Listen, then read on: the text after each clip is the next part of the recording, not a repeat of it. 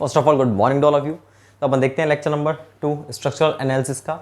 तो फर्स्ट में हमने थोड़ा सा इंट्रोडक्शन किया था क्या कि हमारी रिएक्शंस कितने प्रकार की होती है, सपोर्ट कितने प्रकार के होते हैं, हाइब्रिड जॉइंट कौन से होते हैं, उन पे रिलीज रिएक्शन कितनी होती है, ये सब नॉर्मल चीज़ अभी हम पढ़ रहे थे, इंट्रोडक्शन था ये हमारा, ठीक है। क्योंकि जब तक हम हमारी इन पर कमांड बहुत बेहतर नहीं होगी तब तक हम आगे नहीं बढ़ पाएंगे। अब हम इससे फर्दर देखते हैं क्या टाइप ऑफ सपोर्ट। तो अभी हमारा बिल्कुल इनिशियल चल रहा है, तो अपन देखेंगे type of structure.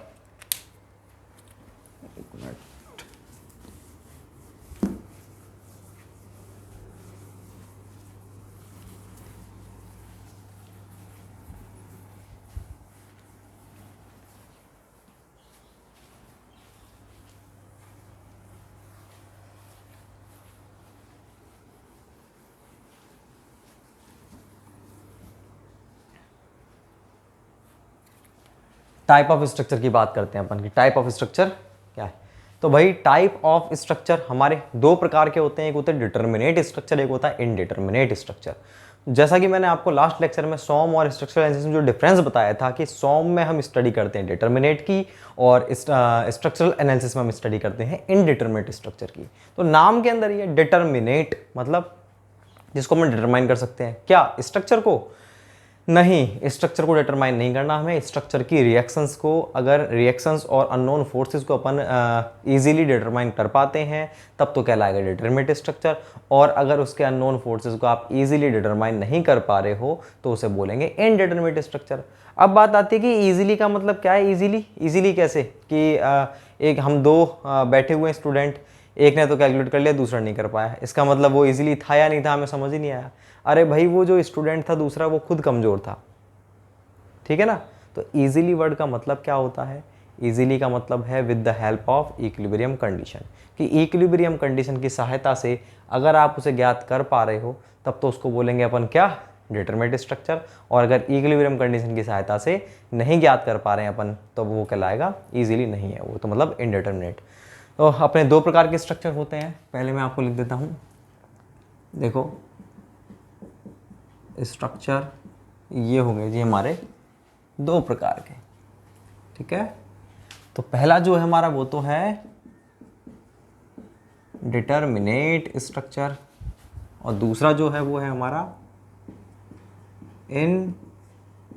Indeterminate structure. तो डिटरमिनेट स्ट्रक्चर कौन से होते हैं,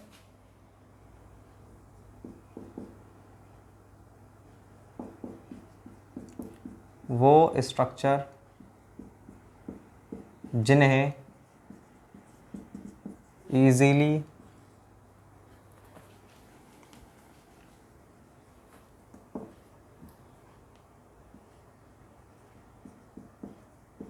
जिनके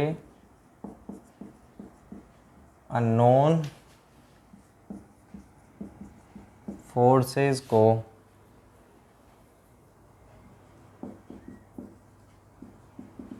इजीली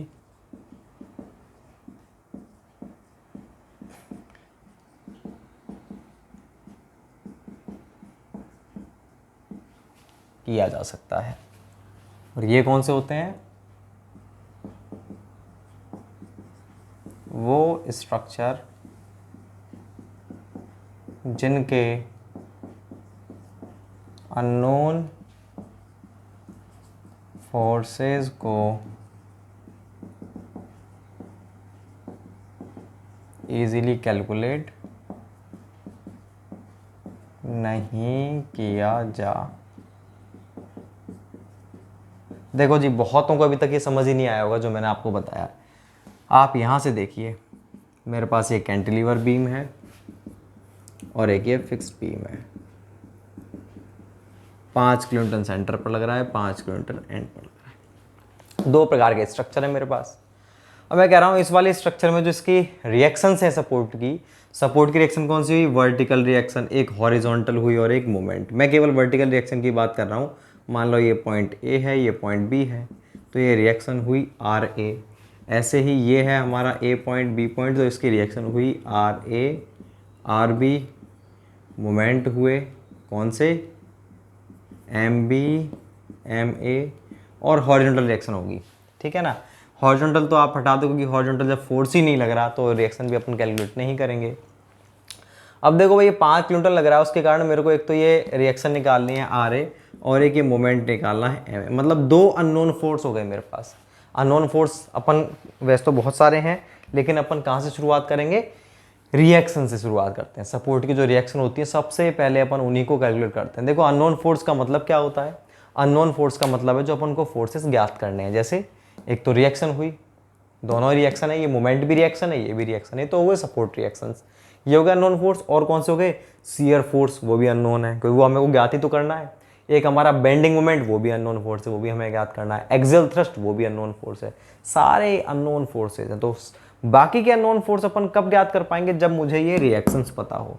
जब मुझे रिएक्शन पता होगी तो मैं शियर फोर्स ज्ञात कर पाऊंगा और बेंडिंग मोमेंट ज्ञात कर पाऊंगा, ठीक है। तो सबसे पहला जो अननोन फोर्स है जो मुझे ज्ञात करना वो होता है सपोर्ट रिएक्शंस, और सपोर्ट रिएक्शन ये दोनों है। तो मैं क्या करता हूँ कैंटिलीवर वाले केस में, आर ए निकालना है मेरा, तो आपको पता है ना कि समेशन इक्विलिब्रियम कंडीशन क्या होती है, समेशन एफ वाई बराबर 0, मतलब टोटल वर्टिकल फोर्स क्या होते हैं, 0 होते हैं।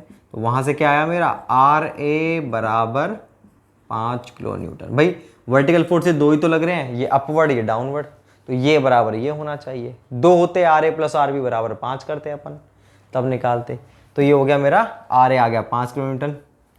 अब बात आती है मोमेंट की, तो मोमेंट कैसे निकालेंगे, तो मोमेंट का मुझे मालूम है इक्विलिब्रियम कंडीशन क्या होती है, समेशन एम जेड बराबर 0।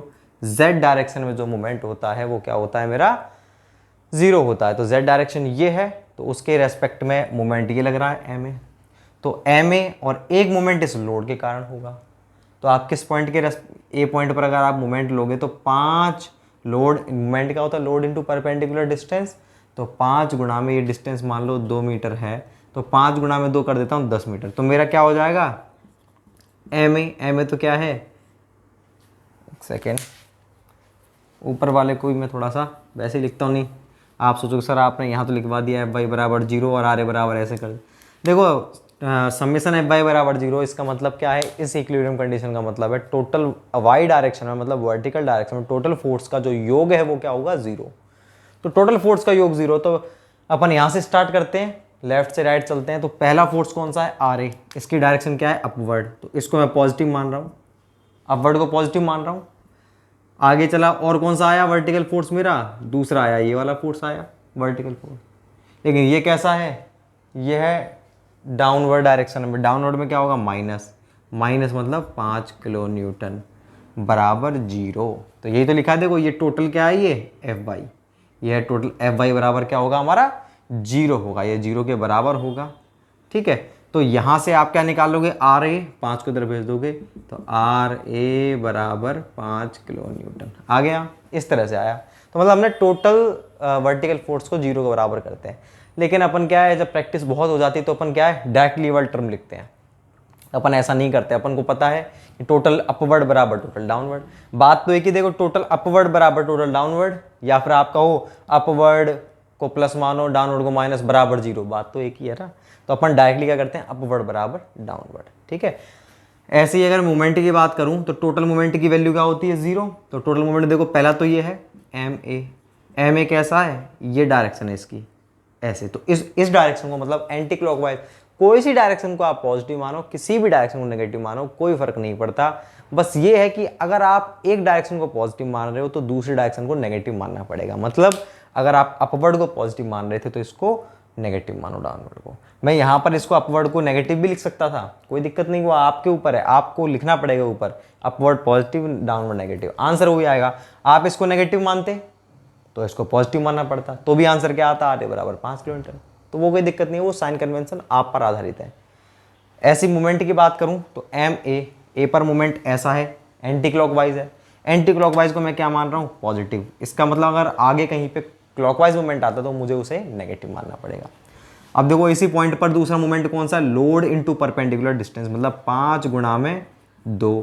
और ये कैसा है, देखो ऐसे ऐसे, मतलब ये है क्लॉकवाइज। तो क्लॉकवाइज क्या मानना पड़ेगा, माइनस। तो टोटल मूवमेंट क्या हो गए, 0 के बराबर होता है। तो यहाँ से क्या आएगा मेरा एम ए, बाकी चीज़ उधर चली जाएगी, एम ए बराबर 10 किलो न्यूटन मीटर। ऐसे तो निकालते हैं अपन। तो मैंने मेरा आर ए निकाल दिया, एम ए निकाल दिया, या फिर आप एम ए अपन डायरेक्टली कैसे निकालते हैं कि टोटल ये क्लॉकवाइज बराबर टोटल एंटी क्लॉकवाइज, ऐसे करके हम निकालते हैं स्ट्रेंथ ऑफ मटेरियल के अंदर, जैसा कि मैंने आपको बताया था, ठीक है ना। तो मेरा कहने का मतलब ये है कि कैंटिलीवर जो थी, इस केस में मैंने इसके रिएक्शंस को दोनों को निकाल दिया, आर ए निकाल दिया, एम ए निकाल दिया। कैसे अननोन फोर्सेस और कौन से हैं, शेयर फोर्स हुआ, इस सेक्शन पर शेयर फोर्स निकालना है, आराम से निकाल दूंगा, शेयर फोर्स इसी के बराबर होगा 5 न्यूटन, अपन देख चुके हैं सॉम में। बेंडिंग मोमेंट निकालना, अब वो भी निकाल दूंगा। जब मेरी रिएक्शन निकल गई दोनों, तो शेयर फोर्स बेंडिंग मोमेंट भी निकल जाएगा। मतलब मैं रिएक्शन निकाल चुका हूँ, शेयर फोर्स निकाल चुका हूँ, बेंडिंग मोमेंट निकाल लूंगा। सबसे पहला स्टेप है तो रिएक्शन निकाल लेगा, फिर शेयर फोर्स, बेंडिंग मोमेंट। ये क्या थे, मेरे अननोन फोर्सेस थे, अननोन फोर्सेस, ठीक है। इन अननोन फोर्सेस को मैंने कैसे ज्ञात कर लिया, इजीली ज्ञात कर लिया। इजीली कर लिया, नहीं कर लिया, इजीली का मतलब कोई और इक्वेशन की तो जरूरत नहीं पड़ी मुझे कि इन दोनों के अलावा मेरे को और माथापच्ची करनी पड़ी, नहीं भाई, मुझे कुछ नहीं करना पड़ा। मेरे को केवल और केवल क्या करना पड़ा, मुझे ये जो इक्विलिब्रियम कंडीशन है केवल इनका यूज़ करना पड़ा, ठीक है। 2 का 3 होती हैं वैसे तो, लेकिन हॉरिजॉन्टल फोर्स ही नहीं था हमारा, तो हॉरिजॉन्टल रिएक्शन भी नहीं होगी, इसलिए उसका यूज़ नहीं किया। तो इजीली का मतलब क्या होता है, with the help of equilibrium condition, equilibrium condition की सहायता से। तो मैंने अननोन फोर्सेस को, अननोन फोर्सेस मतलब रिएक्शंस, शेयर फोर्स, इनको इजीली ज्ञात कर लिया इक्विलिब्रियम कंडीशन से। इजीली का मतलब क्या है, इक्विलिब्रियम कंडीशन की सहायता से ज्ञात कर लिया। तो इस प्रकार के स्ट्रक्चर को अपन बोलेंगे कि अपन ने डिटरमाइन कर लिया, इजीली डिटरमाइन कर लिया। इसका मतलब ये स्ट्रक्चर कहलाएंगे डिटरमिनेट स्ट्रक्चर, कि हम इनकी रिएक्शंस को इक्विलिब्रियम कंडीशन की सहायता से डिटरमाइन कर पा रहे हैं।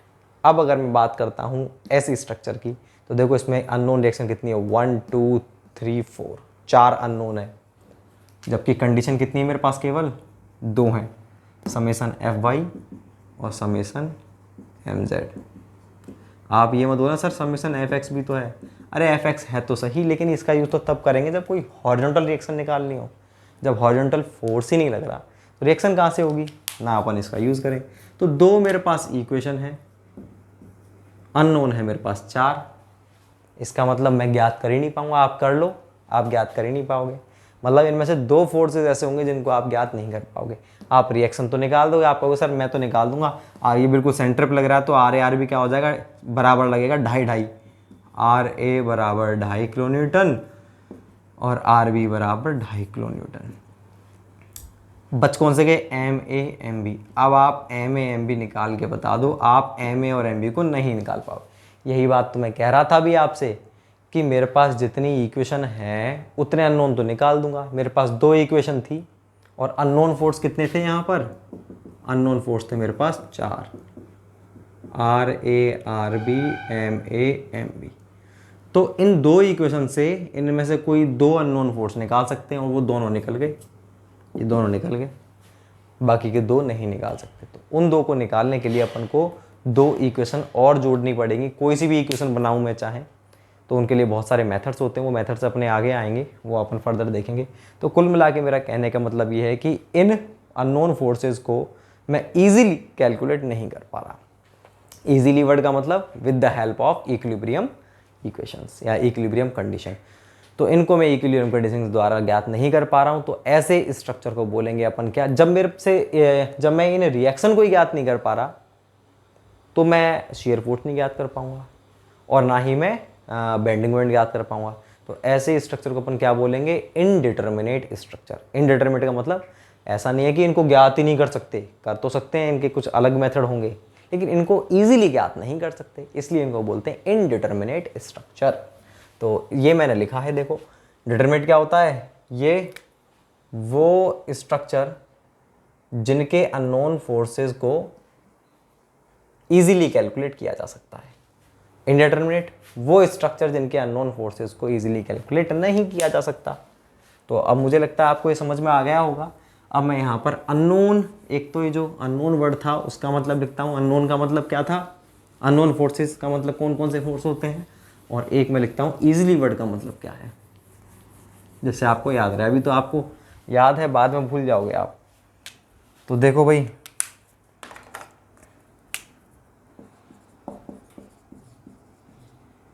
अननोन फोर्सेस का मतलब क्या है और इजीली वर्ड का मतलब क्या है। अननोन फोर्स का मतलब है reactions, shear force, bending moment, axial thrust etcetera. और इजीली का मतलब क्या है, इक्विलिब्रियम कंडीशन की सहायता से। तो अब आप देखो वो स्ट्रक्चर जिनके अननोन फोर्सेस मतलब इन सबको को इजीली मतलब इक्विलिब्रियम कंडीशन की सहायता से कैलकुलेट किया जा सकता है। तो डिटरमिनेट नहीं किया जाता, इनडिटरमिनेट। अब बात आती है कि इनडिटरमिनेसी और डिटरमिनेसी, वो भी इसी से है रिलेटेड। क्या, देखो भाई डिटरमिनेट तो आपने देख ही लिया कौन से होते हैं। अब जो अपना ये वाला था जो हमने एग्जांपल, इसमें कितने अननोन फोर्स थे, 4 थे, RA RB MA MB। इन दो को तो अपन ज्ञात कर पा रहे थे, क्यों, क्योंकि मेरे पास 2 इक्विलिब्रियम कंडीशन थी। इन 2 को मैं ज्ञात नहीं कर पा रहा। तो जितने अननोन फोर्सेस को आप ज्ञात नहीं कर पा रहे उनकी जो संख्या है कितनी, 2, उसी को बोलेंगे इस स्ट्रक्चर की इनडिटरमिनेसी। कि कितने डिग्री इनडिटरमिनेसी है, कि 2 डिग्री। 2 डिग्री का मतलब क्या है, कितने हैं, कि कितने उसमें अननोन फोर्सेस हैं जिनको अपन ज्ञात नहीं कर पा रहे हैं, 2 हैं। तो इनडिटरमिनेसी वर्ड का मतलब इसी से रिलेटेड होता है कि इनडिटरमिनेट नहीं कर पा रहे, कितनों को इनडिटरमिनेट नहीं कर पा रहे, संख्या को बोलते हैं अपन इनडिटरमिनेसी। तो इसकी इनडिटरमिनेसी कितनी है, 2। इनडिटरमिनेसी बोलो यार, डिग्री ऑफ इनडिटरमिनेसी, ठीक है ना, एक ही बात है, डिग्री का मतलब कितने हैं उसमें। तो इनडिटरमिनेसी कितनी है इसकी, 2 है। अगर मान लो इसके अंदर एक रिएक्शन और होती तो कितने होते हमारे, 3 होती इसकी इनडिटरमिनेसी, 4 होती। तो वो अलग अलग रहती है, अलग अलग चीज़। मान लो इसी के अंदर कोई ये फ्रेम होता हमारा और नीचे और एक और ऐसे होता, तो कितने इसके अंदर होते हैं हमारे इनडिटरमिनेसी। तो यहाँ पर होती रिएक्शन 3 3 6 3 3 9, 9 तो रिएक्शन, 3 मेरे पास इक्वेशन, तो बची कितनी, 6। तो इसमें कितनी इनडिटरमिनेसी, 6। तो 6 डिग्री ऑफ इनडिटरमिनेसी होती है इसकी। तो इनडिटरमिनेसी वर्ड का मतलब क्या होगा फिर, मैंने इस स्ट्रक्चर के लिए बोला कि इसकी इनडिटरमिनेसी कितनी है, 6। तो इसका मतलब क्या होगा हमारा, कि इसमें 6 फोर्सेस ऐसे हैं, 6 अननोन फोर्सेस ऐसे हैं जिनको मैं इजीली कैलकुलेट नहीं कर पा रहा हूँ। उसको बोलते हैं इनडिटरमिनेसी या फिर रिडंडेंसी। एक ही बात है, रिडंडेंसी या इनडिटरमिनेसी, ठीक है ना। तो अब अपन इसके बारे में लिखते हैं, इनडिटरमिनेसी के बारे में कितने प्रकार की होती है, वो भी कई प्रकार की होती है, वो भी अपन देखते हैं।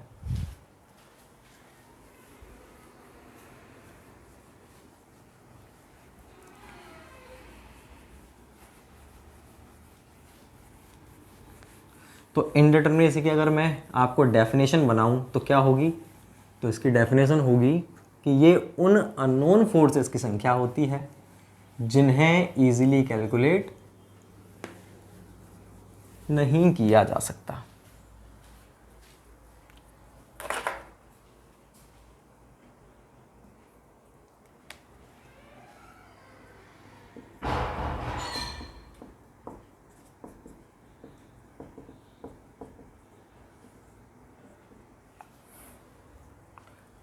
इनडिटरमिनेसी क्या है, इनडिटरमिनेसी इसका दूसरा नाम और होता है या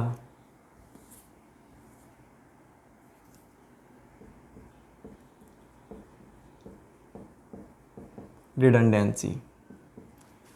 यह है उन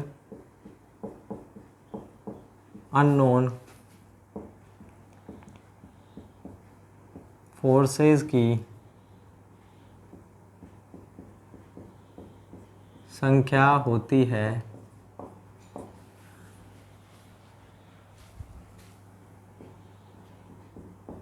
जिन्हें इजीली कैलकुलेट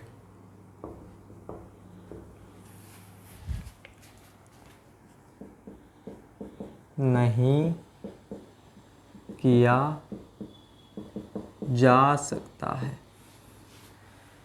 तो ये केवल किसको दर्शा रहा है भाई, इनडिटरमिनेसी केवल किस चीज़ को दर्शा रहा है, ये दर्शा रहा है केवल और केवल संख्या को। 2 है, 3 है, 4 है, 5। तो बस उन अननोन फोर्सेस की जो संख्या है वही क्या है हमारी इनडिटरमिनेसी। इसको अपन डिग्री ऑफ इनडिटरमिनेसी बोलो या इनडिटरमिनेसी बोलो, एक ही बात है। तो इनडिटरमिनेसी अपनी कितने प्रकार की होती है? ये होती है हमारी 4 प्रकार की बेसिकली, ठीक है। एक होती है स्टैटिक। अब देखो अननोन फोर्सेस भी तो कई प्रकार के होते हैं ना। अगर मैं बात करूं,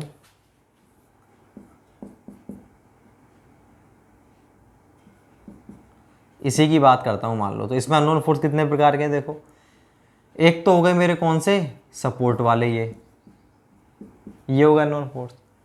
एक ये इसके अगर मैं यहां से काटता हूं सेक्शन, तो इस सेक्शन पर अगर आपको दिखेगा तो आपको इस सेक्शन पर भी तो फोर्स दिखेंगे, सेक्शन पर इंटरनल फोर्सेस। तो कुछ फोर्स तो ऐसे होंगे, कुछ फोर्स तो मेरे एक्सटर्नल। ऐसा भी होगा भाई, ऐसा भी होगा कि मुझे ये एक्सटर्नल रिएक्शन तो पता है।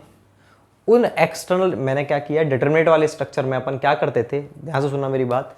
डिटरमिनेट वाले स्ट्रक्चर में अपन क्या करते थे कि मुझे केवल एक्सटर्नल सपोर्ट रिएक्शन से मतलब था। बस एक्सटर्नल सपोर्ट रिएक्शन निकाली मैंने, ठीक है, आर ए आर भी निकाली, उसके बाद शियर फोर्स निकाल दिया, बेंडिंग मोमेंट निकाल दिया, वो निकल जाते थे। लेकिन इनडिटरमिनेट में ये समस्या है बहुत बड़ी, क्या कि आप ये निकाल दोगे ना रिएक्शन, उसके बावजूद भी आप इंटरनल फोर्सेस को नहीं निकाल सकते। मतलब आपने रिएक्शन निकाल दी ना, ये दोनों रिएक्शन निकालने के बाद भी आप इजीली इसकी जो bending moment shear force diagram नहीं बना सकते। उसके लिए और कुछ करना पड़ेगा आपको। और बेंडिंग मोमेंट और शियर फोर्स तो कौन से हैं, वो इंटरनल फोर्स होते हैं। तो ये तो कौन से एक्सटर्नल फोर्स हो गए। तो फोर्स, अननोन फोर्स भी तो अपने 2 प्रकार के हो गए भाई। कौन कौन से हो गए? एक तो हो गए एक्सटर्नल अननोन फोर्स, एक हो गया मेरा internal unknown force. External unknown force मतलब रिएक्शन, इंटरनल अननोन फोर्स मतलब शियर फोर्स, बेंडिंग मोमेंट। तो अब भैया बात आती है कौन सी, ये मेरी बात आती है कि अगर मैं बात कर रहा हूं, अब ये क्या होता है हमारी इनडिटरमिनेसी, यह उन अननोन फोर्स की संख्या होती है जिन्हें इजीली कैलकुलेट नहीं किया। तो देखो अननोन, अब ये 2 प्रकार के होगा अननोन फोर्स। तो एक तो हमारी इंडिटरमिनेसी कौन सी होगी, एक्सटर्नल इंडिटरमिनेसी होगी, ठीक है। कितनी रिएक्शन को अपन ज्ञात नहीं कर पा रहे इजीली, तो वो तो कौन सी कहलाएगी, एक्सटर्नल इंडिटरमिनेसी। और कितने इंटरनल फोर्सेस को नहीं ज्ञात कर पा रहे, वो होगी इंटरनल इंडिटरमिनेसी।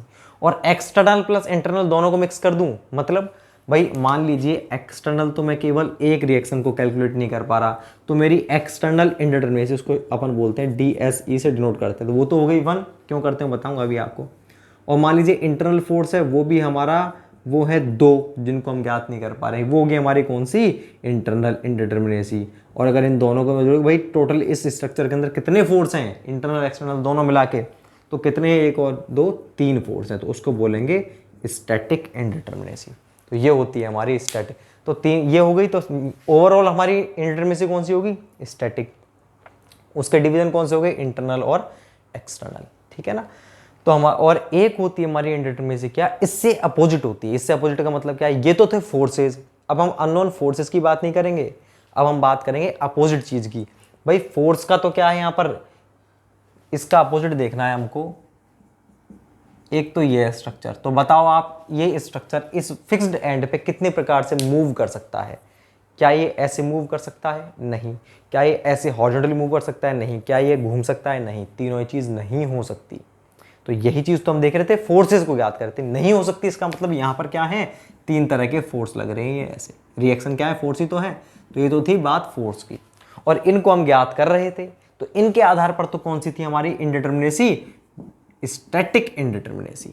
उसको बोलते हैं डिग्री ऑफ स्टैटिक इंडिटरमिनेसी, जो कि हमारे 2 प्रकार की थी। कौन कौन सी, एक्सटर्नल और इंटरनल। तो ये दोनों किसके आधार पे थी, ये जो अननोन फोर्सेस थे ना उसके आधार पे। अब अगर मैं बात करूं कि क्या मैं इस स्ट्रक्चर को, तो यहां पर अपन मूव कर पा रहे थे क्या, मूव कर ही नहीं पा रहे थे। मतलब क्या है, यहां पर मूवमेंट था ही नहीं, ये स्ट्रक्चर मूव कर ही नहीं सकता था, यहां पर फ्री नहीं था। डिग्री ऑफ फ्रीडम, फ्रीडम की हद कितनी थी इसकी, 0 डिग्री ऑफ फ्रीडम की। मतलब उसको क्या बोलेंगे अपन, काइनेमेटिक इंडिटरमिनेसी। तो मतलब वहां पर जितनी ज्यादा हद होगी कि भाई कितना वो घूम सकता है, कितना मूव कर सकता है, वो उसकी किस कैटेगरी में जाएगा, काइनेमेटिक इंडिटरमिनेसी कैटेगरी में जाएगा। तो ये जो अगर ये, तो दोनों चीज अपोजिट हो गई। देखो इसमें जो स्टैटिक थी वो तो है, लेकिन काइनेमेटिक नहीं है। काइनेमेटिक का मतलब किससे होता है, मूवमेंट से। काइनेमेटिक्स वर्ड का ही मतलब किससे, मूवमेंट। तो यहाँ पर कितना तरीके से मूव कर सकता है, तो अपन को वो मूवमेंट ज्ञात करने होंगे। मान लो ये इस तरह से मूव कर सकता है, मतलब ये कौन सा मूवमेंट होता है, थीटा डिग्री। थीटा, थीटा का मतलब क्या होता है, स्लोप, और डेल्टा का मतलब क्या होता है, डिफ्लेक्शन। तो स्लोप डिफ्लेक्शन भी तो अपन ज्ञात करते हैं कि नहीं करते हैं।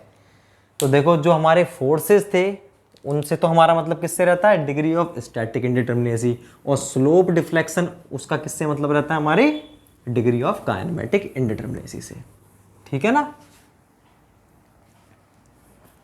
तो मैं यहां पर दो चीज देख रहा था, एक तो मैं देख रहा था फोर्स, ठीक है, तो फोर्स के आधार पर तो कितने कितने फोर्स लग रहे हैं यहाँ पे, ठीक है, उनके आधार पर तो, और कितनों को मैं ज्ञात नहीं कर पा रहा हूँ, उनके आधार पर तो हमारी थी डिग्री ऑफ स्टैटिक इंडिटरमिनेसी, जो दो प्रकार की थी, एक्सटर्नल फोर्स और इंटरनल फोर्स के आधार पे। और एक मैं इसी एंड पर देख रहा था कितने प्रकार से ये मूव करने के लिए फ्री है, मतलब यहाँ पर स्लोप और डिफ्लेक्शन कितना है। तो स्लोप डिफ्लेक्शन दोनों ही नहीं है, मूव ही नहीं कर पा रहा, तो ये दोनों चीज़ नहीं होंगी, नहीं होंगी। तो स्लोप और डिफ्लेक्शन का मतलब किससे रहता है, हमारे स्लोप और डिफ्लेक्शन का मतलब रहता है हमारे डिग्री ऑफ काइनेमेटिक इंडिटरमिनेसी से। ठीक है ना। और फोर्स का मतलब किससे रहता है, हमारे इससे। अब देखो इस वाले की बात करूं मैं, अगर ये हिंज सपोर्ट है तो हिंज सपोर्ट में देखो ऐसे मूव कर सकता है, यहाँ पर ये है ना, ये ऐसे घूम सकता है, ये मैं आपको बता चुका हूँ लास्ट लेक्चर में, ऐसे आराम से घूम सकता है। घूम सकता है मतलब यहाँ पर थीटा होगा, थीटा होगा तो यहाँ पर डिग्री ऑफ फ्रीडम कितनी है, 1 है। मतलब कितने तरीके से मूव कर सकता है ये देखो, ना तो ऐसे मूव कर सकता है, ना वर्टिकल ना हॉरिजॉन्टल, दोनों नहीं कर सकता, लेकिन रोटेशन, हाँ रोटेशन कर सकता है। केवल एक प्रकार से मूव कर सकता है, तो कितने प्रकार से फ्री है मूव करने के लिए, एक प्रकार से। तो इसकी डिग्री ऑफ फ्रीडम कितनी है, 1। फ्रीडम का मतलब आज़ादी, एक ही तरह से आज़ाद है ये, तो वही क्या होगी इसकी डिग्री ऑफ काइनेमेटिक इंडिटरमिनेसी। तो इसको बोलते हैं अपन काइनेमेटिक। काइनेमेटिक का मतलब मूवमेंट से है हमारा, ठीक है ना। तो एक प्रकार से मूव कर सकता है ये। तो ये इसकी डी के इसकी 1 हो गई। और अगर मैं बात करता हूँ इसकी वैसी स्टैटिक इंडिटरमिनेसी की, तो इसमें कितने फोर्सेज अननोन, 2 हैं, दोनों ज्ञात कर सकते हैं, इजीली कर सकते हैं, तो इसकी स्टैटिक इंडिटरमिनेसी नहीं होगी, वो हो जाएगी 0। तो कुल मिला के हमारी 2 प्रकार की इंडिटरमिनेसीज होती हैं मेनली, कौन कौन सी, स्टैटिक और काइनेमेटिक। काइनेमेटिक का मतलब होता है स्लोप डिफ्लेक्शन से, स्टैटिक का होता है फोर्स से। कितनी स्लोप डिफ्लेक्शन अननोन है या डिस्प्लेसमेंट अननोन है, वो तो डिग्री ऑफ काइनेमेटिक बताएं। कितने हमारे फोर्सेज अननोन है, वो बताएंगे स्टैटिक को। और फोर्सेज में भी 2 प्रकार के, एक्सटर्नल और इंटरनल। तो ये अपन देख लेते हैं एक बार, मैं इसे मिटाता हूँ। इसका मैं पूरा फ्लो चार्ट बनाता हूँ, जिससे आप फिर अपन इन सभी को पढ़ेंगे। देखो भाई,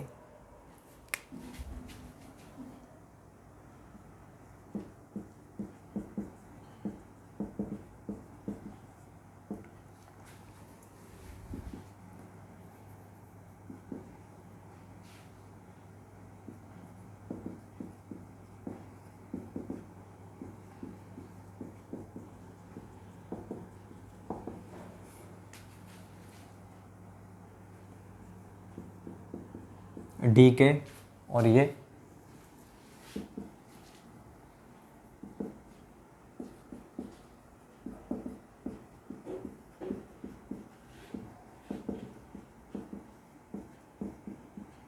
डी एस। तो ये तो किससे रिलेटेड होती है हमारी,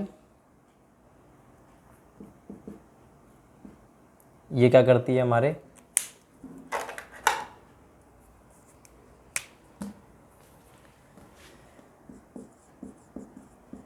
represents number of unknown forces। ठीक है भाई, ये क्या रिप्रेजेंट करती है, कितने फोर्सेस अननोन है। और ये क्या करती है, अब अननोन फोर्स आप जानते ही हो भाई, पहले लिखवा चुके अपन। ये represents number of unknown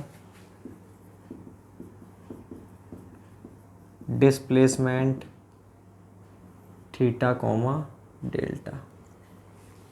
displacement theta मतलब आप जानते ही हो, थीटा मतलब क्या होता है, स्लोप, डेल्टा मतलब डिफ्लेक्शन। कितने डिस्प्लेसमेंट, डिस्प्लेसमेंट मतलब एक्स डायरेक्शन में कितना है, वाई में कितना है, ये सब चीज़ बताते हैं। तो ये जो होती है हमारी स्टैटिक, ये होती है भैया 2 प्रकार की। कौन कौन सी होती है, अब हमको मालूम है ना, अननोन फोर्सेस 2 प्रकार के होते हैं, एक तो होते हैं हमारे कौन से, इंटरनल, एक एक्सटर्नल। तो एक तो होती है हमारी एक्सटर्नल इनडिटर्मिनेसी, इसको अपन बोलते हैं DSE से डिनोट करते हैं। DSE का मतलब क्या है? DSE का मतलब है डिग्री ऑफ स्टैटिक इनडिटर्मिनेसी, और दूसरी होती है हमारी इंटरनल इनडिटर्मिनेसी, इसको डिनोट करेंगे DSI से। DSI का मतलब क्या है? डिग्री ऑफ इंटरनल इनडिटर्मिनेसी, ठीक है ना। Degree of static internal, degree of static external, और ये डिग्री ऑफ स्टैटिक, ये किस पर डिपेंड करती है? एक्सटर्नल। ये डिपेंड करती है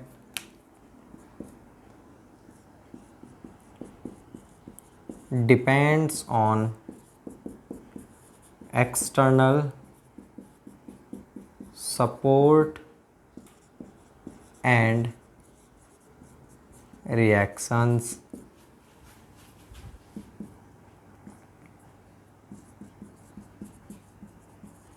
depends on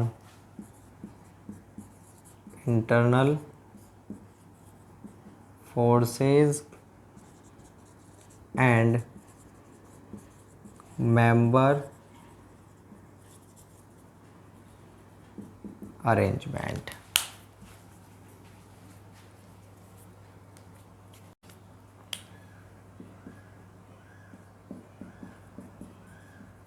depends on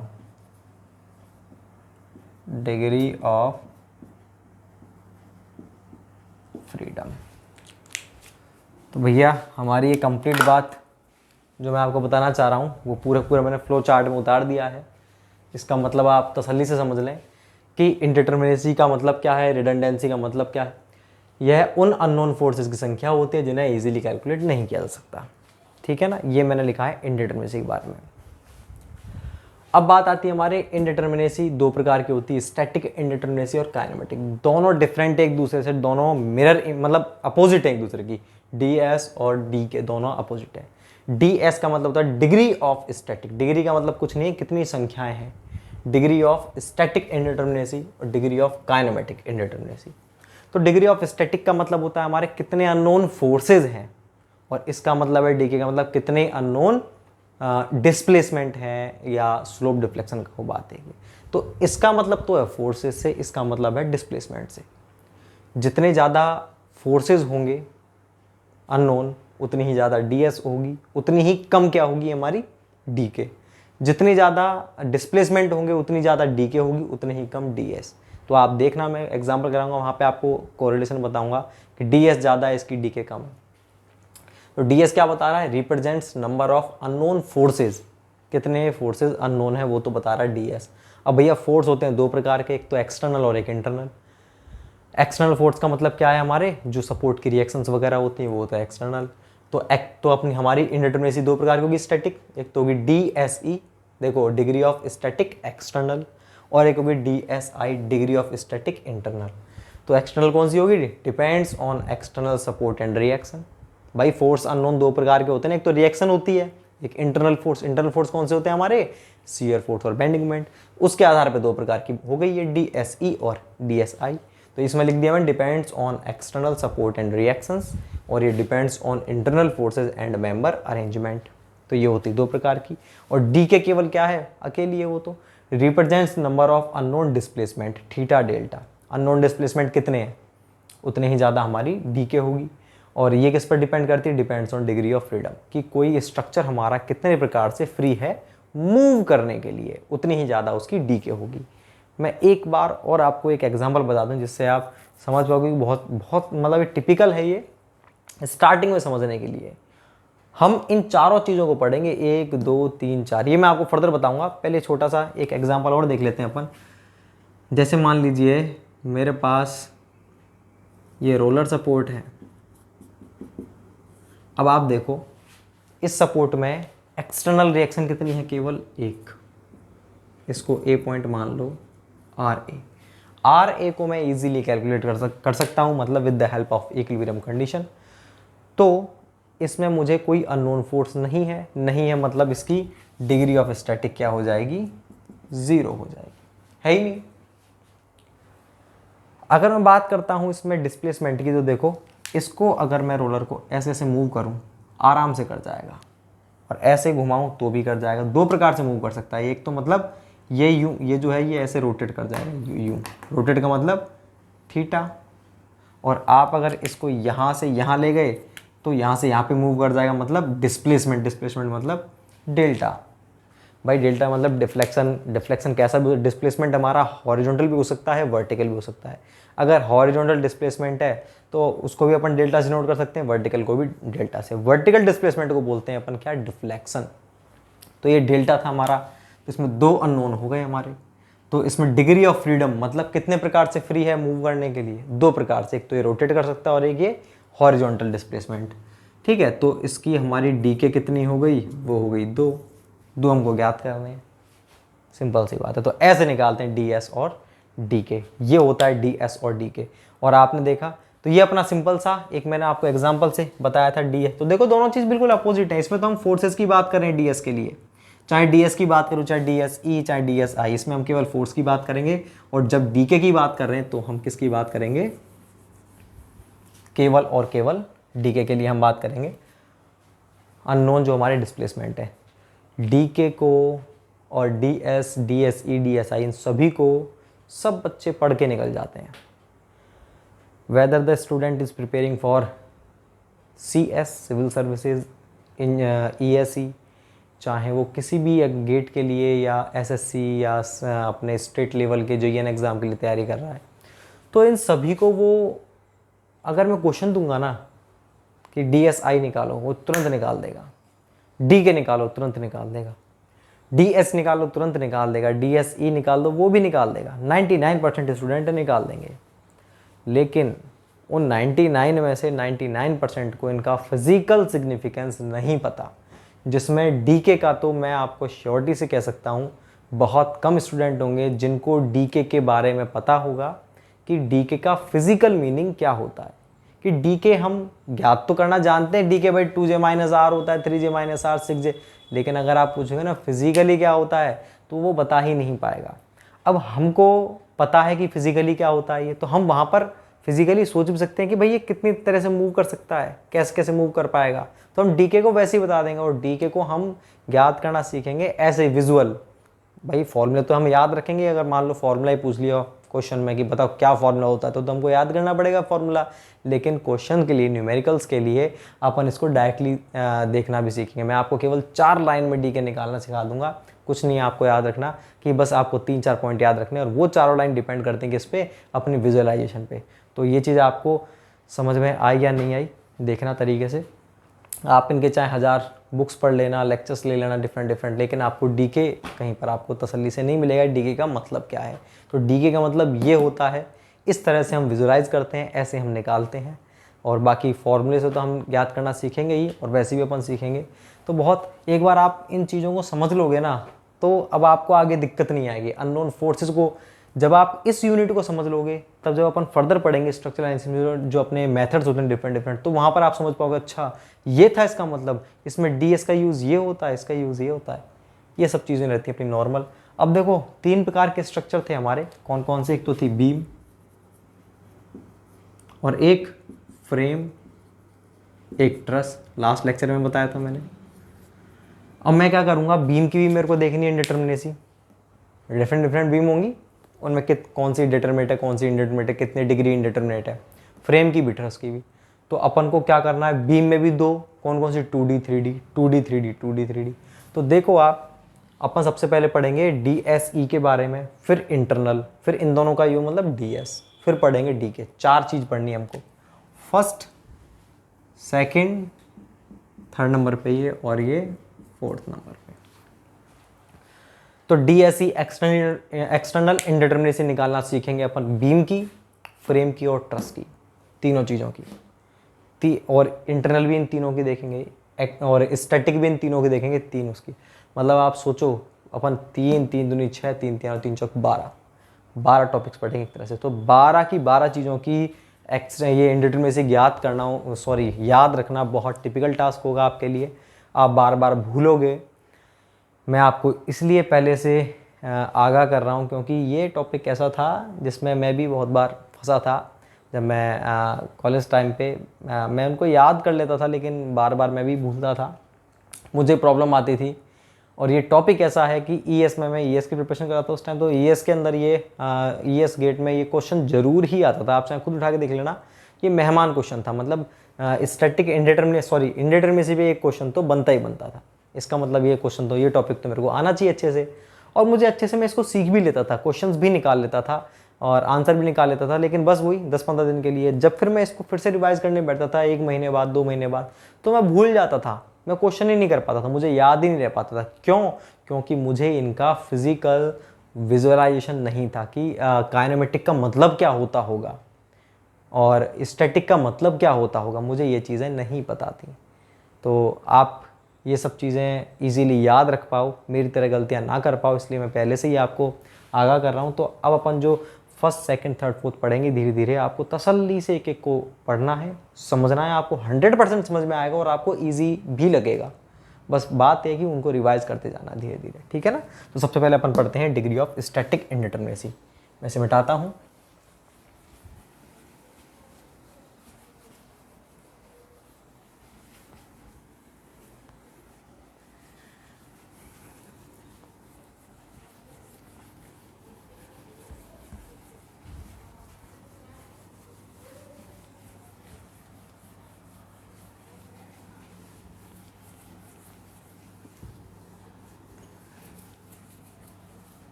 तो अपन ए लिखते हैं।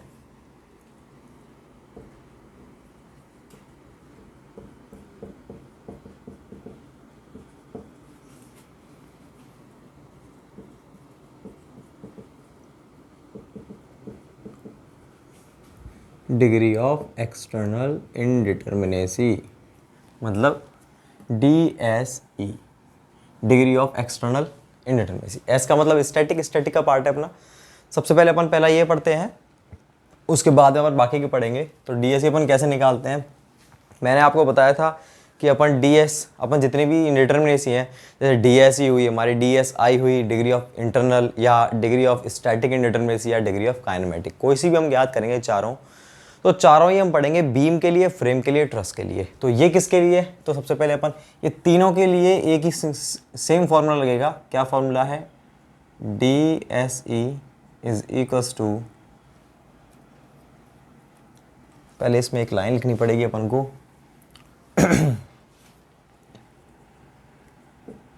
यह है इनडिटरमिनेसी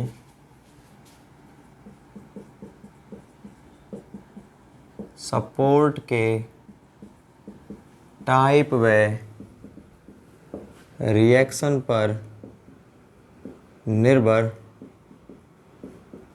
करती है। टाइप और रिएक्शन पर निर्भर करती है कि उसके कौन सा टाइप पे है और कितनी रिएक्शंस है। तो DSE बराबर R minus small r minus ये फॉर्मूला है इसका भाई। चाहे हमारा बीम हो, चाहे आपका ट्रस हो, चाहे फ्रेम हो, तीनों के लिए सेम फॉर्मूला है। बीम, ट्रस, फ्रेम में क्या डिफरेंस, वो भी थोड़ा बहुत अपन लिखेंगे। यहाँ पर R क्या है? R तो है भाई कैपिटल R है number of unknown forces, small r है नंबर ऑफ इक्विलिब्रियम कंडीशन, जो कि अपन को पता है ऑलरेडी। 2D के लिए 3 होती हैं, 3D के लिए 6 होती हैं। और RR क्या है? नंबर ऑफ, ये अपन पढ़ चुके हैं, released reaction. 2D, 3D, 2D के लिए m डैश माइनस 1, ये अपन पढ़ चुके हैं। तो भाई सिंपल सी बात है कि अगर अपन को डिग्री ऑफ एक्सटर्नल इंडिटरमिनेसी ज्ञात करनी तो अपन को क्या करना है, R minus R minus R R, जितनी भी सपोर्ट की रिएक्शंस हैं उसमें से अपन को इक्विलिब्रियम कंडीशन घटानी है। और अगर वहाँ पर किसी प्रकार कोई हाइब्रिड जॉइंट है तो हाइब्रिड जॉइंट होने पर हमको रिलीज रिएक्शन को भी घटाना है। क्यों घटाना है ये अपन ऑलरेडी डिस्कस कर चुके हैं। मैंने ये भी लिख दिया है आपको, R का मतलब number of equilibrium condition 2D में कितनी होती है, 3 होती है, 3D में कितनी होती है, 6 होती है, हमें मालूम है। R का मतलब क्या है, number of release reaction 2D में m डैश माइनस 1, 3D में 3 इंटू m डैश माइनस 1। इनके बारे में डिटेल पढ़ चुके हैं हम, ठीक है ना, अब मैं दोबारा नहीं बताऊंगा ये। तो अगर अपन को एक्सटर्नल इंडिटरमिनेसी निकालनी है तो केवल सपोर्ट की कंडीशन और रिएक्शन पर डिपेंड करती है। हम केवल सपोर्ट को देखेंगे और कोई चीज़ से हमें कोई मतलब नहीं है। चाहे वो बीम है तो उसके सपोर्ट्स देखेंगे, अगर वो फ्रेम है तो उसके सपोर्ट देखेंगे, अगर वो ट्रस है तो उसके सपोर्ट्स देखेंगे। सपोर्ट्स के अलावा हमें किसी और चीज़ से मतलब नहीं है, ठीक है। तो आप देखो, जैसे कि मान लीजिए हमारी एक तो ये बीम है, अब इसकी पूछा है एक्सटर्नल इंडिटरमिनेसी बताओ, तो मुझे मालूम है सपोर्ट पर रिएक्शन कितनी होती है। देखो इस पर रिएक्शन कितनी है, फिक्स्ड एंड पर 3 रिएक्शन होती हैं, इस पर भी 3 कौन सी होती है, एक तो हॉरिजॉन्टल, वर्टिकल और मोमेंट हॉरिजॉन्टल वर्टिकल, 6 हो गई। तो मुझे DSE निकालनी है, तो रिएक्शंस कितनी हो गई, नंबर ऑफ कैपिटल R कितने हो गया, ये हो गया मेरा 6, माइनस इक्विलिब्रियम कंडीशन, तो 2D उसमें कुछ नहीं बोल रखा तो अपन 2D मानेंगे। 2D है तो कितनी होती है 2D में होती हैं 3 ही तो होती है, summation fx summation fy summation mz बराबर 0, 3 माइनस RR। बताओ यहाँ पर किसी प्रकार कोई हाइब्रिड जॉइंट है क्या, किसी प्रकार का हाइब्रिड जॉइंट नहीं है, मतलब ये है ही नहीं, तो अपन रिलीज रिएक्शन एक भी होगी ही नहीं होगी, तो हमारा आंसर क्या आ गया, 3 आ गया। 6 माइनस 3 माइनस 0 बराबर 3 हमारा आंसर आ चुका। इस तरह से हम ज्ञात करते हैं। इसमें कुछ चीज़ें हैं और मैं आपको अभी तो केवल वैसे बता रहा हूँ, एग्जाम्पल अपन करेंगे, मैं तो अभी केवल आपको ये फॉर्मूला समझाने के हिसाब से बता रहा हूँ आपको। और जैसे अपना मान लो कोई फ्रेम है, ये अपना फ्रेम है, इसके निकालनी है, तो देखो इस पर कितनी रिएक्शन हो गई, 3 3 दूनी 6, 3 3 9 3 चौक 12, माइनस 3 माइनस 0 बराबर 9, ऐसे निकालना अपन को। अगर ट्रस होता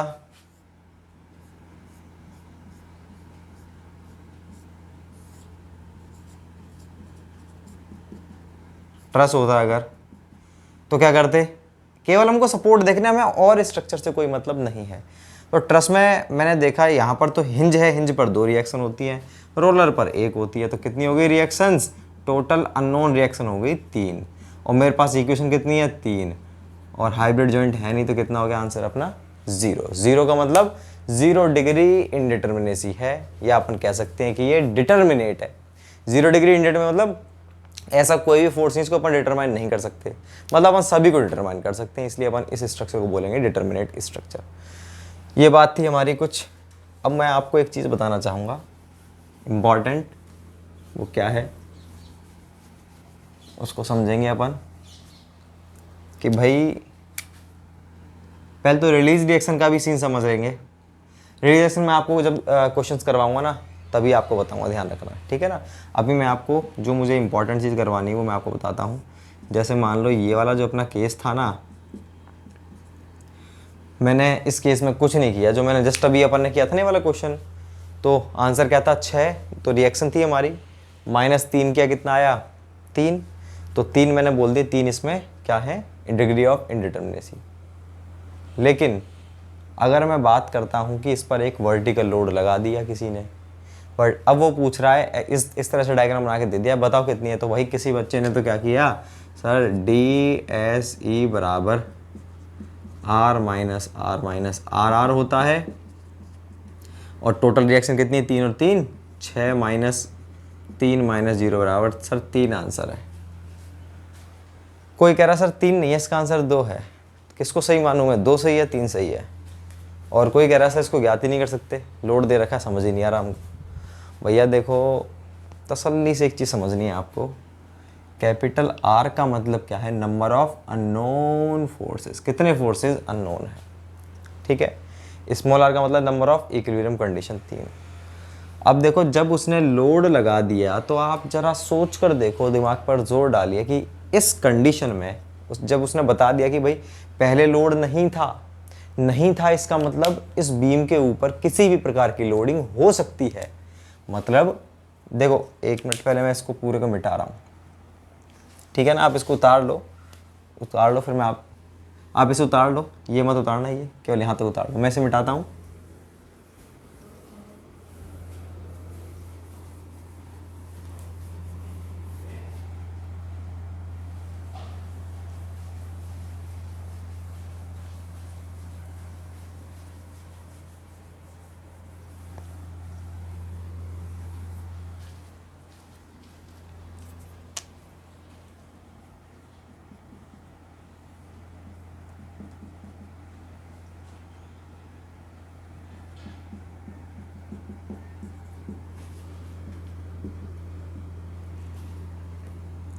देखो आपको जो अधिकतर क्वेश्चंस में, अधिकतर बुक्स के अंदर आपको क्या मिलेगा कि डी एस ई बराबर आर माइनस आर मिलेगा, ये टर्म नहीं मिलेगी, ठीक है ना। आपको ये वाली टर्म नहीं मिलेगी।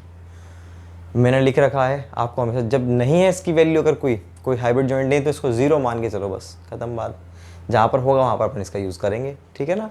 तो इसलिए मैं आपको कंप्लीट फॉर्मूला लिखवा रखा है, बाकी आप यहाँ तक भी याद रख सकते हो। वो किसके लिए, हमारे जब हाइब्रिड जॉइंट नहीं हो। अब मैं बात कर रहा हूँ इस वाले केस की जिसमें किसी प्रकार की लोडिंग गिवन नहीं है अगर लोडिंग गिवन, तो इसका मतलब यहाँ पर फ्यूचर में कैसी भी लोडिंग हो सकती है।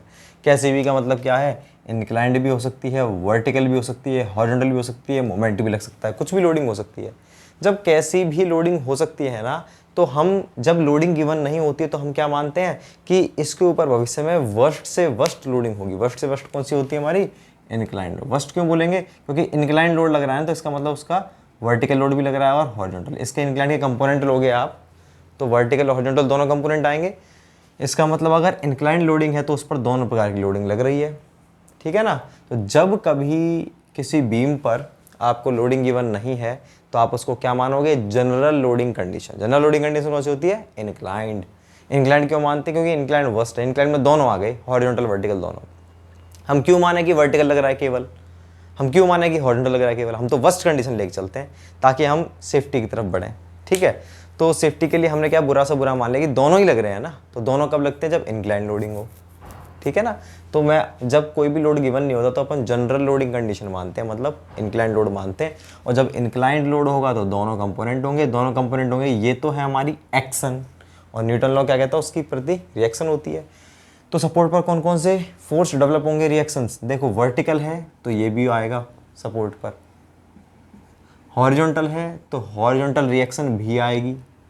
भाई एक्शन है हॉरिजॉन्टल तो हॉरिजॉन्टल रिएक्शन भी होगी, और ये वर्टिकल लोड इनटू डिस्टेंस के कारण दोनों तरफ मोमेंट भी आएगा। कुल मिला के कहने का मतलब इतना है, जब इंक्लाइन लोडिंग होती है तो इस सपोर्ट पर भी 3 आती हैं, इस पर भी 3 आती हैं। तो सिंपल सी बात थी। लेकिन अभी तक हमने इतना क्यों नहीं समझा, इतना एक्सप्लेन क्यों नहीं किया, क्योंकि अभी तक आपने जितने भी केसेस देखे थे सब में यही था, बस ऐसे लग रही है बीम पे, या फिर ऐसे बीम है, या फिर कैंटिलीवर। लोड तो हमने देखा ही नहीं था।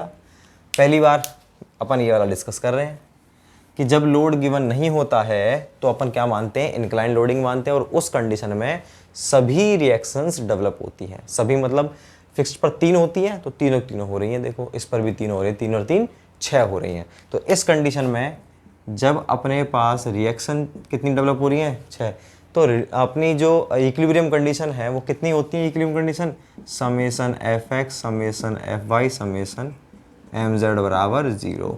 इसका मतलब वाई डायरेक्शन में देखो ये फोर्सेस आ रहे हैं तो ये इक्विलिब्रियम कंडीशन भी यूज़ करेंगे। मोमेंट है दोनों तरफ तो ये वाली इक्विलिब्रियम कंडीशन यूज़ करेंगे। हॉरिजॉन्टल रिएक्शंस हैं कि नहीं, बिल्कुल हैं, तो इस कंडीशन का भी यूज़ करेंगे, तीनों ही कंडीशन का यूज़ करेंगे। इसलिए अपन लिख देते हैं 6 - 3 - 0 बराबर 3। तो अपन जब कभी भी क्वेश्चंस करते हैं तो अपन तो डायरेक्ट लिखते हैं, आर की जगह 3 ही लिखते हैं हमेशा। 3 क्यों लिखते हैं, क्योंकि आपको बीम के ऊपर कभी भी लोडिंग गिवन नहीं होती, इसलिए अपन क्या लिखते हैं कि 6 - 3 - 0। तो हमेशा इक्विलिब्रियम कंडीशन अपन 3 लेते हैं। लेकिन एक बात ध्यान रहे, आप थोड़ा सोच के देखिए, अगर हॉरिजॉन्टल रिएक्शंस नहीं होती, मान लो ये भी नहीं है ये भी नहीं है, तो अपन को ज्ञात ही नहीं करनी। जब हॉरिजॉन्टल रिएक्शन ही नहीं आ रही बीम पर तो आप हॉरिजॉन्टल रिएक्शन को ज्ञात करोगे ही नहीं, मतलब आप इसका यूज़ करोगे ही नहीं। इसका यूज़ नहीं करेंगे तो मेरे पास इक्विलिब्रियम कंडीशन कितनी होंगी, 1 और 1 2। तब मैं क्या लिखता उस कंडीशन में, यहाँ पे 2 लिखता। बात समझ रहे हो? वो केस है अपना ये वाला। जब अपन को उसने वर्टिकल लोडिंग दे दी तो फिर अपन क्या करेंगे, उसने अपन को वर्टिकल लोडिंग दे दी है तो दे दी, तो पहले आप देखो इसमें कितने फोर्सेस डेवलप होंगे। वर्टिकल लोड के कारण वर्टिकल रिएक्शन होगी, बिल्कुल होगी। मोमेंट होगा, लोड इनटू डिस्टेंस, बिल्कुल होगा। लेकिन क्या इस वाले केस में हॉरिजॉन्टल रिएक्शन आएगी क्या? बिल्कुल नहीं आएगी। अरे भैया हॉरिजॉन्टल एक्शन ही नहीं है तो रिएक्शन कहाँ से आएगी? तो इस केस में केवल कितनी डेवलप होंगी हमारी रिएक्शंस, 2 और 2 4। तो यहाँ पर R की जगह 6 ना लिख के हम क्या लिखेंगे, 4। क्यों लिखा है 4? 4 हमने इसलिए लिखा है क्योंकि इस वाले केस में हमारी हॉरिजॉन्टल रिएक्शंस डेवलप नहीं हो रही। और हॉरिजॉन्टल रिएक्शन डेवलप क्यों नहीं हो रही? क्योंकि हमको क्वेश्चन में साफ साफ बोल दिया कि लोड वर्टिकल लग रहा है, मतलब जिंदगी भर वर्टिकल ही लगेगा, इनक्लाइंड नहीं हो जाएगा। तो जब वर्टिकल लोड लग रहा है, जब वर्टिकल लग रहा है तो हॉरिजॉन्टल रिएक्शन है, तो हॉरिजॉन्टल एक्शन ही नहीं है तो रिएक्शन नहीं आएगी। तो हमने ये 4 लिख दिया। और ये मैंने जस्ट आपको बताया था कि जब अब अपन इस वाले केस में कौन कौन सी इक्विलिब्रियम कंडीशन का यूज़ करेंगे। टोटल कितनी होती हैं, 1 2 3। इसमें से बताओ इसका यूज़ करोगे क्या, समेशन एफ एक्स बराबर 0। अरे भैया हॉरिजॉन्टल रिएक्शन नहीं है, एक्शन नहीं है, तो इसका अपन यूज़ कर ही नहीं सकते। क्यों नहीं कर सकते? इसका यूज़ तो करते हैं हम हॉरिजॉन्टल रिएक्शन ज्ञात करने में। जब हॉरिजॉन्टल रिएक्शन है ही नहीं तो ज्ञात क्या करेंगे अपन? तो अपन इसका यूज़ तो करेंगे नहीं, केवल कितनी इक्विलिब्रियम कंडीशन का यूज़ करेंगे, समेशन एफ वाई बराबर 0 और समेशन एम जेड बराबर 0। तो हमने 2 का यूज़ किया है इसलिए यहाँ पर आएगा 2। तो हमारा आंसर क्या आ गया, 2। तो 2 हमारा बिल्कुल करेक्ट आंसर है। तो ये बहुत इम्पॉर्टेंट पॉइंट था जो जिसमें आप गलती कर सकते हो। तो आपको बीम के केस में मैंने क्या बोला, beam, only beam, not frame, not truss, केवल बीम। बीम के केस में आपको ध्यान रखना है कि वर्टिकल लोडिंग गिवन है या नहीं है। अगर नहीं है गिवन तो अपना जो नॉर्मल अपन करते हैं वो चलता रहेगा प्रोसीजर। सारे तो हॉरिजॉन्टल फोर्सेस लेंगे, सारे हॉरिजॉन्टल रिएक्शंस लेंगे और सारे हॉरिजॉन्टल इक्विलिब्रियम कंडीशंस लेंगे। अगर वर्टिकल लोड गिवन है तो वर्टिकल लोड के केस में हॉरिजॉन्टल ना तो अपन रिएक्शंस को काउंट करेंगे और ना ही हॉरिजॉन्टल इक्विलिब्रियम कंडीशन काउंट करेंगे। ठीक है ना? ये केवल किसके लिए था, बीम के लिए। फ्रेम जो होता है, फ्रेम या ट्रस, फ्रेम क्या होता है समझ लो पहले। फ्रेम क्या होता है भाई? फ्रेम जो होता है हमारा वो एक ऐसा स्ट्रक्चर होता है जो 2 या 2 से अधिक मेंबर से मिलकर बना होता है और सभी मेंबर आपस में रिजिड जॉइंटेड होते हैं। रिजिड जॉइंट का मतलब देखो, ये जो जॉइंट है ना, ये मेरे पास 2 मेंबर थे, मैंने दोनों को इस तरह से जोड़ा है। अब मैं 2 प्रकार से जोड़ सकता हूँ, एक तो इसमें छेद करूँ, इसमें छेद करूँ, और दोनों को ऐसे करके दोनों के जो होल्स हैं उसको बिल्कुल कंसंट्रेट करके और इसमें एक पिन को डाल दूँ तो ये जुड़ गए। लेकिन ये ऐसे मूव कर सकते हैं, इसको तो बोलेंगे अपन पिन जॉइंटेड। और मैंने दोनों को लेकर के यूँ रखा और क्या कर दी, वेल्डिंग कर दी। तो वेल्डिंग करने से क्या हो गया, ये बिल्कुल इनका जितना 90 डिग्री एंगल है तो 90 ही रहेगा ज़िंदगी भर। अगर आपने इसको मोड़ने की कोशिश करी तो ये टूट ही जाएगा। लेकिन ये नहीं कि 90 से ये यूँ मुड़ करके हो गया 70 डिग्री 45 डिग्री, ऐसा नहीं होगा, मुड़ या तो फेल हो जाएगा कम्प्लीटली है। तो ये जो था अपना, इसको क्या बोलेंगे अपन, रिजिड जॉइंटेड। तो रिजिड जॉइंटेड जो स्ट्रक्चर होते हैं उनको तो बोलते हैं फ्रेम, और जो पिन जॉइंटेड स्ट्रक्चर होते हैं उनको बोलते हैं ट्रस। ये बात ध्यान रखनी है। तो ट्रस और फ्रेम में डिफरेंस क्लियर है। और अपन देख करके भी पता कर सकते हैं कि ट्रस कौन सा, फ्रेम कैसा है। फ्रेम अपन को जनरली इस प्रकार के स्ट्रक्चर्स मिलेंगे आपको वर्टिकल्स, कि जो अपना सपोर्ट है, सपोर्ट से डायरेक्टली 2 मेंबर या 3 जितने मेंबर हैं, सपोर्ट से आपको डायरेक्टली मेंबर स्टैंडिंग मिलेंगे। लेकिन ट्रस के केस में ऐसा नहीं होगा। ट्रस के केस में क्या होगा, जो सपोर्ट है ना, सपोर्ट, वहाँ पर मेंबर इस तरह से मिलेंगे आपको। देखो अब बताओ, ये तो ट्रस है, ये फ्रेम है। यहाँ पर फ्रेम में मैं आपको बता रहा हूँ कि हम देखना चाह रहे हैं, देखते ही कि कौन सा ट्रस है कौन सा फ्रेम है, कंफ्यूज नहीं हो। तो ये यहाँ पर जो सपोर्ट है, सपोर्ट से देखो सीधे मेंबर निकल रहे हैं, लेकिन यहाँ पर सपोर्ट से मेंबर नहीं निकल रहे, सपोर्ट के ऊपर ये पूरा स्ट्रक्चर टिका हुआ है। टिका हुआ है क्या? नहीं। तो ये तो ट्रस है और वो हमारा फ्रेम है। और ये क्या होता है, पिन जॉइंटेड। सारे जॉइंट पिन होते हैं, इसमें बेंडिंग मोमेंट डेवलप, ये मैं बता भी चुका हूँ सॉम के अंदर। इसके अंदर बेंडिंग मोमेंट डेवलप नहीं होता, इसमें बेंडिंग मोमेंट डेवलप होता है। और ट्रस हमारी सेपरेट यूनिट होगी, 5th यूनिट, वहाँ पर भी देख लेना आप क्या होता है। तो मैं बात कर रहा था आपसे कि चाहे तो हो फ्रेम चाहे हो ट्रस, मैं इसे मिटा देता हूँ, यहाँ लिख देता। तो दोनों ही केसेस में लोडिंग का प्रभाव नहीं पड़ता। मान लो ये है, इसके लिए मैं निकालना चाह रहा हूँ degree of static indeterminacy, external indeterminacy. कैसे निकालूंगा? DSE बराबर R minus R minus R. Reaction कितनी होगी? 3 और 3 6, और ये हमारी क्या है इक्विलिब्रियम कंडीशन 3 माइनस 0 बराबर 3। हमारा आंसर क्या आ गया? 3 बिल्कुल सही है। और अगर फ्रेम के ऊपर आपने क्या लगा दिया? वर्टिकल लोड लगा दिया, ऐसे दिखा दिया, और फिर पूछ रहा हूँ तो एक बच्चे ने बताया सर इसका आंसर तो 2 आएगा। क्यों? क्योंकि इस तरह से निकाल दिया उसने। लेकिन गलत है भाई, इसमें आंसर चाहे वर्टिकल लोड हो, चाहे हॉरिजॉन्टल हो, चाहे लोड गिवन हो, चाहे मत हो, कुछ भी हो, हमें इस तरह से ही ज्ञात करना है। मतलब अपन सभी तो हॉरिजॉन्टल रिएक्शंस को काउंट करेंगे हमेशा, चाहे वर्टिकल लोड हो या नहीं हो, और सभी हॉरिजॉन्टल इक्विलिब्रियम कंडीशन को भी काम में लेंगे। क्यों लेंगे? क्योंकि फ्रेम के केस में देखो ऊपर जाकर के है ये हमारा स्ट्रक्चर, अब चाहे इसके ऊपर वर्टिकल लोड लग रहा है तो वर्टिकल लोड के कारण ये जो मेंबर हैं, ये मेंबर क्या है, यूं बकल हो जाते, यूं हो जाते ही नहीं जाते, ऊपर से लोड लग रहा है। लेकिन ये बकल हो तो नहीं रहे। क्यों नहीं हो रहे? क्योंकि कोई ना कोई फोर्स ऐसा लग रहा है, इस तरह से फोर्स लग रहा है जो इनको रोक रहा है। तो वर्टिकल लोड के कारण भी एक रिएक्शंस ऐसी आएंगी हॉरिजॉन्टल।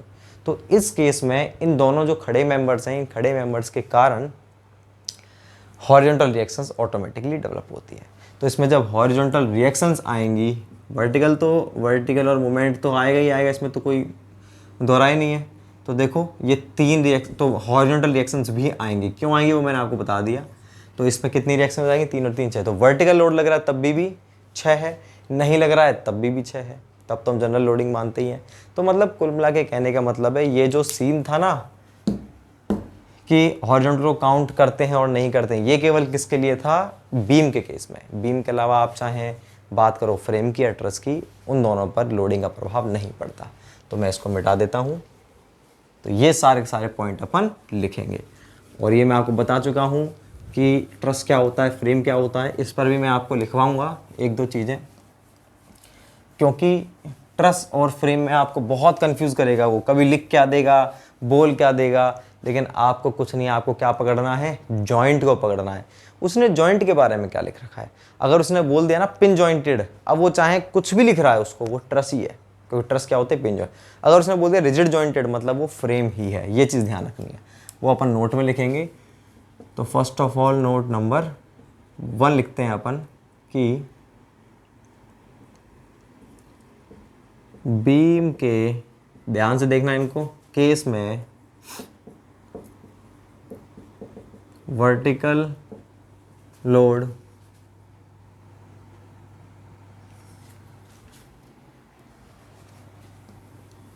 बीम के केस में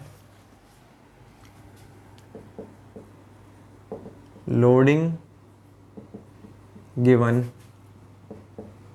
नहीं होने पर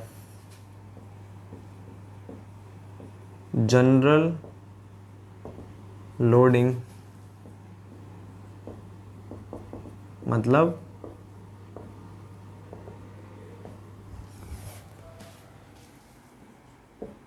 मानी जाती है, वह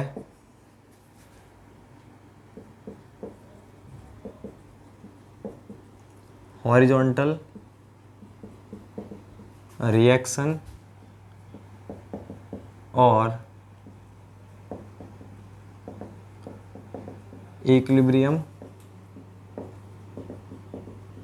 कंडीशन को काउंट करते हैं। ये पहला नोट था कि जब जब हमारी जो लोडिंग है वो गिवन नहीं होती तो अपन कैसे मानेंगे? जनरल मतलब इंक्लाइन लोडिंग, और उस केस में अपन हॉरिजॉन्टल रिएक्शन इक्विलिब्रियम कंडीशन दोनों को काउंट करते हैं। ठीक है ना? तो जो नॉर्मल होता है वैसे करें। नोट नंबर 2 क्या है? बीम के केस में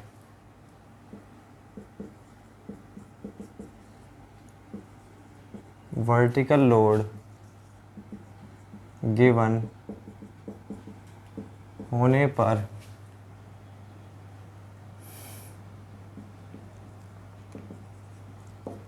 हॉरिजॉन्टल रिएक्शन व हॉरिजॉन्टल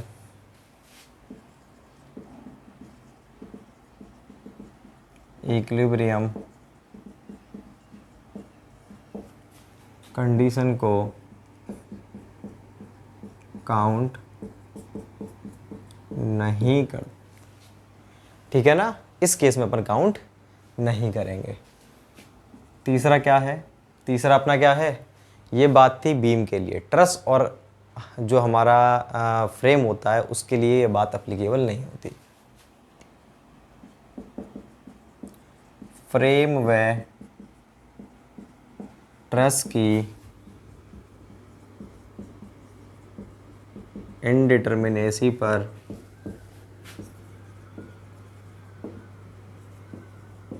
लोडिंग का प्रभाव नहीं पड़ता है। इसमें ऐसा कुछ नहीं है कि वर्टिकल लोड है तो ये होगा, नहीं है तो नहीं, कुछ नहीं, सिंपल वही तीन लेंगे अपन टोटल रिएक्शंस। अब देखो ट्रस की बात करें, फ्रेम की बात करें, फ्रेम रिजिड जॉइंटेड स्ट्रक्चर होता है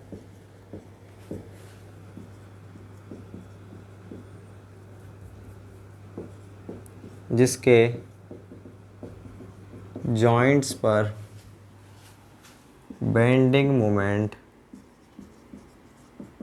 डेवलप होता है। ये तो रिजिड जॉइंटेड होता है हमारा। और ट्रस की बात करें, ट्रस पिन जॉइंटेड स्ट्रक्चर होता है जिसके जॉइंट्स पर बेंडिंग मोमेंट डेवलप नहीं होता है। अगर अपन कहें कि भैया रिजिड जॉइंटेड, अब उसने क्या बोला देखो, रिजिड जॉइंटेड ट्रस, तो चाहे उसने रिजिड जॉइंटेड बोल दिया, ट्रस बोल दिया उसने, तो हम इसको ट्रस नहीं मानेंगे। उसने जॉइंट देखो ना, जॉइंट क्या रिजिड, तो रिजिड जॉइंट क्या होता है, चाहे वो ट्रस लिखे कोई बीम लिखे, लेकिन वो है क्या एक्चुअल में, फ्रेम। और इसी प्रकार अगर वो हमको बोलता है कि हम पिन जॉइंटेड फ्रेम, तो इसका मतलब क्या होता है, तो आपको तो केवल ये देखना है, क्योंकि सबके फॉर्मूले अलग अलग होते हैं ना, तो वो क्वेश्चन दे देगा कि रिजिड जॉइंटेड ट्रस की डिग्री ऑफ एक्सटर्नल इंडिटरमिनेसी कैसे निकालते हैं, तो वो ट्रस की नहीं निकालनी है आपको, फ्रेम की निकालनी है, फ्रेम की लिखनी है। और अगर उसने आपको दिख दिया पिन जॉइंटेड फ्रेम, फ्रेम की नहीं निकालनी है आपको, इसकी निकालनी है ट्रस की। क्यों? क्योंकि हमारा मतलब केवल जॉइंट से, कि जॉइंट अगर रिजिड है तो फ्रेम है, पिन है तो ट्रस है, ठीक है ना। और भी चीज़ होती, चलो एक एग्जाम्पल इस पर और लिखते हैं, एक एग्जाम्पल और लिख लेते हैं यहाँ पे। जैसे कि इसमें भी आपको 2D 3D में कंफ्यूज करेगा, बोलेगा